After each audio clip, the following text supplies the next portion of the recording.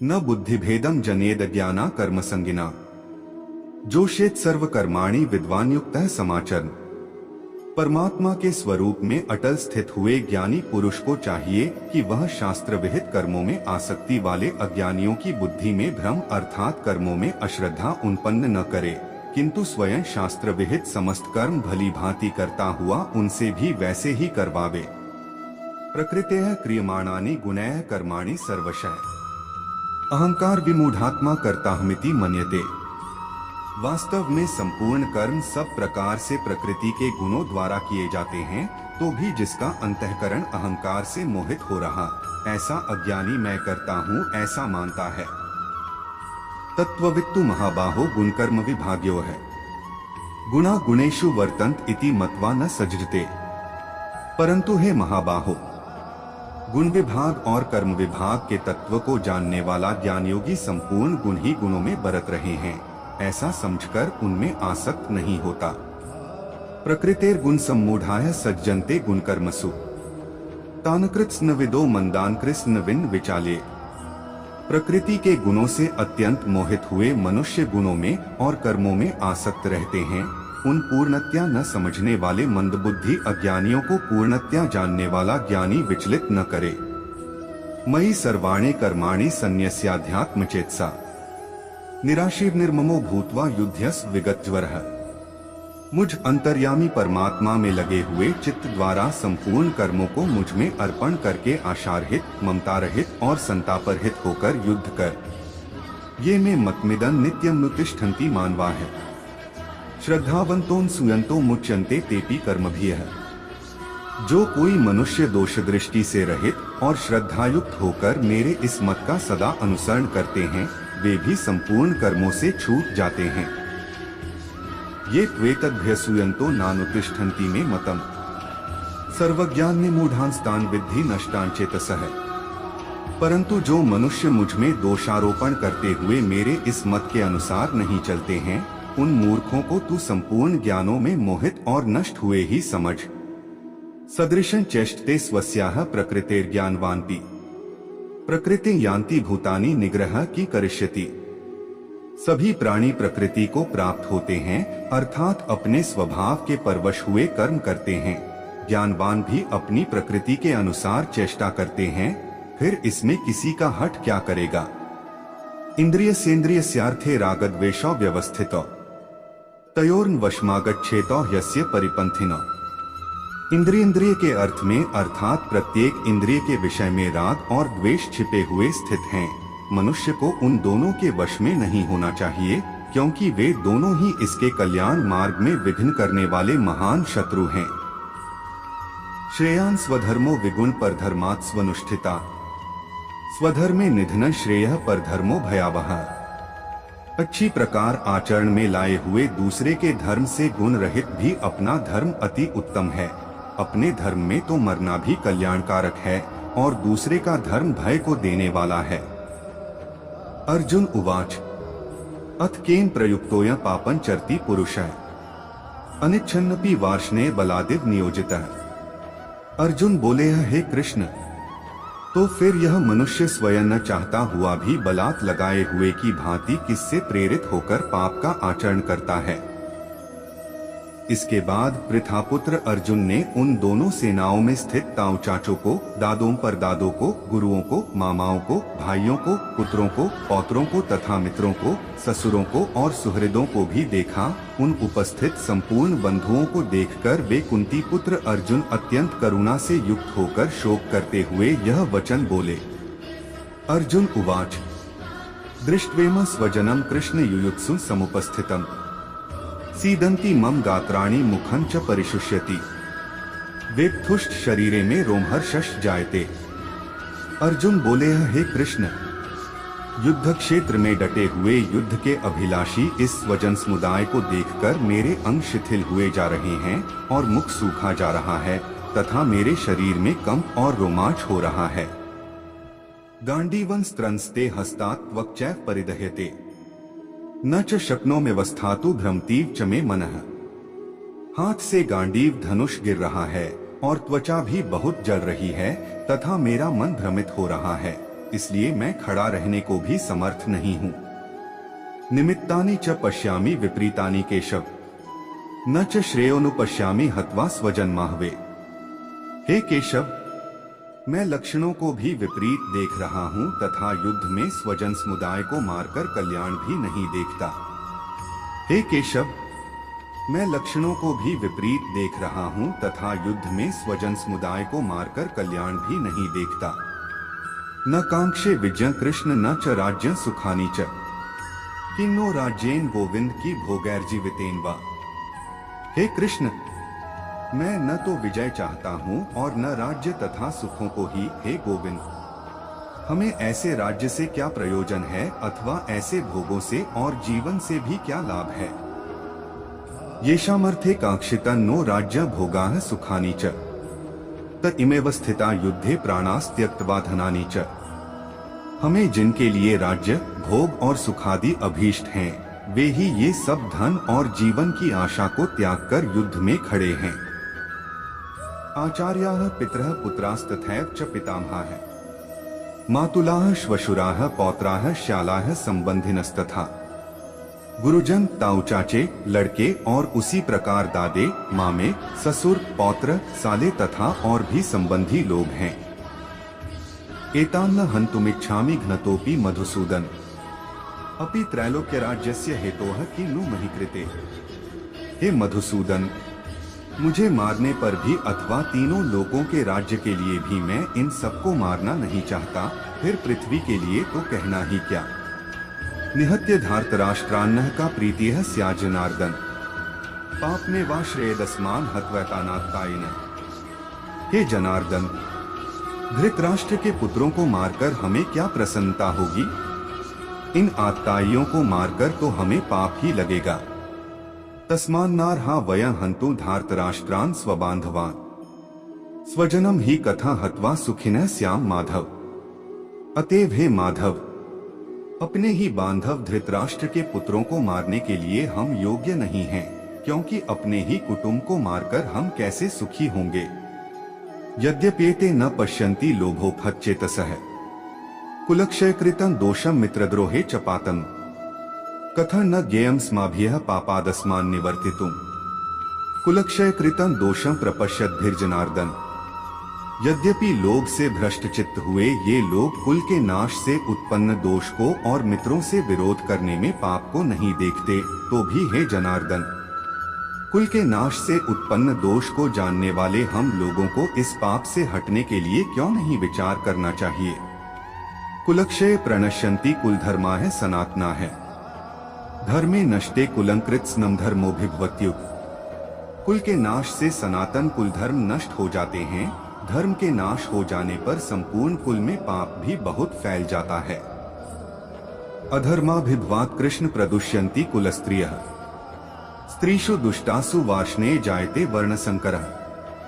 हे कृष्ण, पाप के अधिक बढ़ जाने से कुल की स्त्रियां अत्यंत दूषित हो जाती हैं, और हे वार्ष्णेय, स्त्रियों के दूषित हो जाने पर वर्णसंकर उत्पन्न होता है।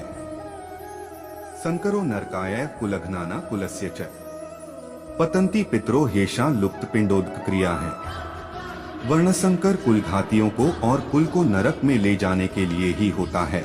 लुप्त हुई पिंड और जल की क्रिया वाले अर्थात श्राद्ध और तर्पण से वंचित इनके पितर लोग भी अधोगति को प्राप्त होते हैं। दोषरतः कुलघ्नाना वर्णसंकर कारकै, उत्साद्यन्ते जाति धर्माः कुलधर्माश्च शाश्वता है। इन वर्णसंकर कारक दोषों से कुलघातियों के सनातन कुल धर्म और जाति धर्म नष्ट हो जाते हैं। उत्सन कुल धर्माणा मनुष्याणा जनार्दन, नरकेनेतः वासो भवतीत्यनुशुश्रुम। इसलिए सब मोर्चों पर अपनी अपनी जगह स्थित रहते हुए आप लोग सभी निःसंदेह भीष्म पितामह की ही सब ओर से रक्षा करें। संजय उवाच, तस्य संजन्यन हर्षण कुरु वृद्धः पितामहः, सिंहनादं विनद्योच्चैः शंखः दध्मौ प्रतापवान्। कौरवों में वृद्ध बड़े प्रतापी पितामह भीष्म ने उस दुर्योधन के हृदय में हर्ष उत्पन्न करते हुए उच्च स्वर से सिंह की दहाड़ के समान गरजकर शंख बजाया। ततः शंखाष्ट भैर्यष्ट पणवानक गोमुखा है, सहसैवाभ्यहन्यंत सशब्दस्तुमुलोभवत। इसके पश्चात शंख और नगारे तथा ढोल, मृदंग और नरसिंघे आदि बाजे एक साथ ही बस उठे। उनका वह शब्द बड़ा भयंकर हुआ। ततः श्वेतैर्हयर्युक्ते महति स्यंदने स्थित माधव पांडवश्चैव दिव्यो शंखो प्रदध्मतुः। इसके अनंतर सफेद घोड़ों से युक्त उत्तम रथ में बैठे हुए श्री कृष्ण महाराज और अर्जुन ने भी अलौकिक शंख बजाए। पांचजन्य ऋषिकेशो देवदत्त धनंजय पौंड्रन दधमो महाशंखन भीमकर्मा वृकोदर है। श्री कृष्ण महाराज ने पांचजन्य नामक, अर्जुन ने देवदत्त नामक और भयानक कर्म वाले भीमसेन ने पौंड्र नामक महाशंख बजाया। अनंत विजय राजा कुंती पुत्रो युधिष्ठिर नकुल सहदेवश्च सुघोषमणि पुष्पको। कुंती पुत्र राजा युधिष्ठिर ने अनंत विजय नामक और नकुल तथा सहदेव ने सुघोष और मणिपुष्पक नामक शंख बजाए। काश्यश्च परमेश्वासः शिखंडी च महारथः धृष्टद्युम्नो विराटश्च सात्विकश्चापराजितः द्रुपदो द्रौपदेयाश्च सर्वशः पृथिवीप्ते सौभद्रश्च महाबाहुः शंखान दध्मुः पृथक पृथक। श्रेष्ठ धनुष वाले काशीराज और महारथी शिखंडी और धृष्टद्युम्न तथा राजा विराट और अजय सात्यकी, राजा द्रुपद और द्रौपदी के पांचों पुत्र और बड़ी भुजा वाले सुभद्रा पुत्र अभिमन्यु, इन सभी ने, हे राजन, सब ओर से अलग अलग शंख बजाए। सघोषो धार्तराष्ट्राणा हृदयानि व्यदार्यत नभश्च पृथ्वी चैव तुमुलो व्यनुनाद्यत। और उस भयानक शब्द ने आकाश और पृथ्वी को भी गुंजाते हुए धार्तराष्ट्रों के अर्थात आपके पक्ष वालों के हृदय विदीर्ण कर दिए। अथ व्यवस्थितान दृष्ट्वा धार्तराष्ट्रान कपिध्वजः प्रवृत्ते शस्त्र संपाते धनुरुद्यमे पांडवः ऋषिकेशं तदा वाक्यमिदमाह महीप्ते। अर्जुन उवाच सेनयोरुभयोर्मध्ये रथं स्थापय मेच्युत। हे राजन, इसके बाद कपिध्वज अर्जुन ने मोर्चा बांधकर डटे हुए धृतराष्ट्र संबंधियों को देखकर उस शस्त्र चलाने की तैयारी के समय धनुष उठाकर ऋषिकेश श्री कृष्ण महाराज से यह वचन कहा है, हे अच्युत, मेरे रथ को दोनों सेनाओं के बीच में खड़ा कीजिए। यावदेतान्निरीक्षेहं योद्धृकामानवस्थितान् कैर्मया सह योद्धव्यमस्मिन् रणसमुद्यमे। और जब तक कि मैं युद्ध क्षेत्र में डटे हुए युद्ध के अभिलाषी इन विपक्षी योद्धाओं को भली प्रकार देख न लूं कि इस युद्धरूप व्यापार में मुझे किन किन के साथ युद्ध करना योग्य है, तब तक उसे खड़ा रखिए। योत्स्यमानान् वेक्षेहं य एतेत्र समाप्ता है। धार्तराष्ट्रस्य दुर्बुद्धेर्युद्धे प्रियचिकीर्षवः।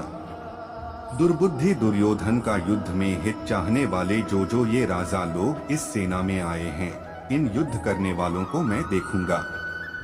संजय उवाच एवमुक्तो हृषिकेशो गुडाकेशेन भारत सेनयोरुभयोर्मध्ये स्थापयित्वा रथोत्तमम्। 24 भीष्मद्रोण प्रमुखतः सर्वेषां च महीक्षिता उवाच पार्थ पश्यैतान् संवेतान् कुरुनिति। संजय बोले, हे धृतराष्ट्र, अर्जुन द्वारा इस प्रकार कहे हुए महाराज श्री कृष्णचंद्र ने दोनों सेनाओं के बीच में भीष्म और द्रोणाचार्य के सामने तथा संपूर्ण राजाओं के सामने उत्तम रथ को खड़ा करके इस प्रकार कहा कि हे पार्थ, युद्ध के लिए जुटे हुए इन कौरवों को देख। तत्रापश्यत् स्थितान् पार्थः पितृनथ पितामहा आचार्यान् मातुलान् भ्रातॄन् पुत्रान् पौत्रान् सखींस्तथा श्वशुरान् सुहृदश्चैव सेनयोरुभयोरपि तान् समीक्ष्य स कौन्तेय सर्वान् बन्धून् वस्थितान् कृपया पर्याविष्टो विषीदन्निन्द्रवीत। जब वे अपने कार्य में आनंद खोज लेते हैं, तब वे पूर्णता प्राप्त करते हैं। वह जो सभी इच्छाएं त्याग देता है और मैं और मेरा की लालसा और भावना से मुक्त हो जाता है, उसे शांति प्राप्त होती है। मेरे लिए ना कोई घृणित है ना प्रिय डॉट, किंतु जो व्यक्ति भक्ति के साथ मेरी पूजा करते हैं वो मेरे साथ हैं और मैं भी उनके साथ हूँ। जो इस लोक में अपने काम की सफलता की कामना रखते हैं वे देवताओं का पूजन करें। मैं ऊष्मा देता हूँ, मैं वर्षा करता हूँ और रोकता भी हूँ, मैं अमरत्व भी हूँ और मृत्यु भी। बुरे कर्म करने वाले सबसे नीच व्यक्ति जो राक्षसी प्रवृत्तियों से जुड़े हुए हैं और जिनकी बुद्धि माया ने हर ली है, वो मेरी पूजा या मुझे पाने का प्रयास नहीं करते। जो कोई भी जिस किसी भी देवता की पूजा विश्वास के साथ करने की इच्छा रखता है, मैं उसका विश्वास उसी देवता में दृढ़ कर देता हूँ। हे अर्जुन, मैं भूत, वर्तमान और भविष्य के सभी प्राणियों को जानता हूँ, किंतु वास्तविकता में कोई मुझे नहीं जानता। स्वर्ग प्राप्त करने और वहाँ कई वर्षों तक वास करने के पश्चात एक असफल योगी का पुण्य एक पवित्र और समृद्ध कुटुंब में जन्म होता है। केवल मन ही किसी का मित्र और शत्रु होता है। मैं सभी प्राणियों के हृदय में विद्यमान हूँ। ऐसा कुछ भी नहीं, चेतन या अचेतन, जो मेरे बिना अस्तित्व में रह सकता हो। वह जो मृत्यु के समय मुझे स्मरण करते हुए अपना शरीर त्यागता है, वह मेरे धाम को प्राप्त होता है। इसमें कोई संशय नहीं है। वह जो इस ज्ञान में विश्वास नहीं रखते, मुझे प्राप्त किए बिना जन्म और मृत्यु के चक्र का अनुगमन करते हैं। जय पराजय, लाभ हानि और सुख दुख को समान समझकर उसके बाद युद्ध के लिए तैयार हो जा। इस प्रकार युद्ध करने से तू पाप को नहीं प्राप्त होगा। एषा ते विहिता सांख्ये बुद्धिर्योगे त्रिमा श्रेणी बुद्धया युक्तो यया पार्थ कर्म बंधन प्रहास्यसि। हे पार्थ, यह बुद्धि तेरे लिए ज्ञान योग के विषय में कही गई और अब तू इसको कर्मयोग के विषय में सुन। जिस बुद्धि से युक्त हुआ तू कर्मों के बंधन को भली भांति त्याग देगा, अर्थात सर्वथा नष्ट कर डालेगा। नेहाभिक्रमना शोस्ति प्रत्यवायो न विद्यते स्वल्पमप्यस्य धर्मस्य त्रायते महतो भया। इस कर्मयोग में आरंभ का अर्थात बीज का नाश नहीं है और उल्टा फल रूप दोष भी नहीं है, बल्कि इस कर्मयोग रूप धर्म का थोड़ा सा भी साधन जन्म मृत्यु रूप महान भय से रक्षा कर लेता है। व्यवसायात्मिका बुद्धिरेके कुरुनंदन बहुशाखा ह्यनंताष्ट बुद्धयो व्यवसायना। हे अर्जुन, इस कर्मयोग में निश्चयात्मिका बुद्धि एक ही होती है, किंतु अस्थिर विचार वाले विवेकहीन सकाम मनुष्यों की बुद्धियां निश्चय ही बहुत भेदों वाली और अनंत होती हैं। यामिमा पुष्पिता वाचन प्रवदन्ते विपश्चितः वेदवादर्ताः पार्थ नान्यदस्तीति वादिनः कामात्मानः स्वर्गप्रा जन्म कर्म फलप्रदा क्रिया विशेष बहुला भोगैश्वर्यक्ति प्रति भोगैश्वर्य प्रसक्ताना तयापहृत चेतसा व्यवसायात्मिका बुद्धियः समाधौ न विधीयते। हे अर्जुन, जो भोगों में तन्मय हो रहे हैं, जो कर्मफल के प्रशंसक वेदवाक्यों में ही प्रीति रखते हैं, जिनकी बुद्धि में स्वर्ग ही परम प्राप्य वस्तु है और जो स्वर्ग से बढ़कर दूसरी कोई वस्तु ही नहीं है, ऐसा कहने वाले हैं, वे अविवेकी जन इस प्रकार की जिस पुष्पित अर्थात दिखाऊ शोभायुक्त वाणी को कहा करते हैं, जो कि जन्मरूप कर्मफल देने वाली और भोग तथा ऐश्वर्य की प्राप्ति के लिए नाना प्रकार की बहुत सी क्रियाओं का वर्णन करने वाली है। उस वाणी द्वारा जिनका चित्त हर लिया गया है, जो भोग और ऐश्वर्य में अत्यंत आसक्त हैं, उन पुरुषों की परमात्मा में निश्चयात्मिका बुद्धि नहीं होती। त्रैगुण्य विषया वेदा निस्त्रैगुण्यो भवार्जुन निर्द्वंद्वो नित्य सत्वस्थो निर्योगक्षेम आत्मवान। हे अर्जुन, वेद उपर्युक्त प्रकार से तीनों गुणों के कार्य रूप समस्त भोगों और उनके साधनों का प्रतिपादन करने वाले हैं। इसलिए तू उन भोगों और उनके साधनों में आसक्तिहीन, हर्ष शोकादि द्वंद्वों से रहित, नित्य वस्तु परमात्मा में स्थित, योगक्षेम को न चाहने वाला और स्वाधीन अंतःकरण वाला हो। यावानर्थ उत्पाने सर्वतः संप्लुतोदके तावान सर्वेषु वेदेषु ब्राह्मणस्य विजानतः। सब ओर से परिपूर्ण जलाशय के प्राप्त हो जाने पर छोटे जलाशय में मनुष्य का जितना प्रयोजन रहता है, ब्रह्मा को तत्व से जानने वाले ब्राह्मण का समस्त वेदों में उतना ही प्रयोजन रह जाता है। कर्मण्येवाधिकारस्ते मा फलेषु कदाचन मां कर्मफल हेतुर्भूर्माते संगोस्त्व कर्मणि। तेरा कर्म करने में ही अधिकार है, उनके फलों में कभी नहीं। इसलिए तू कर्मों के फल का हेतु मत हो तथा तेरी कर्म न करने में भी आसक्ति न हो। योगस्थः कुरु कर्माणि संगं त्यक्त्वा धनंजय सिद्धय सिद्धयोः समो भूत्वा समत्व योग उच्यते। रुकिए, जो भी भक्त इस वीडियो को देख रहे हैं वह इस चैनल को जरूर सब्सक्राइब कर लीजिए। हमारी कृपा आप पर बनी रहेगी और आपका मनोकामना जरूर पूर्ण होगा।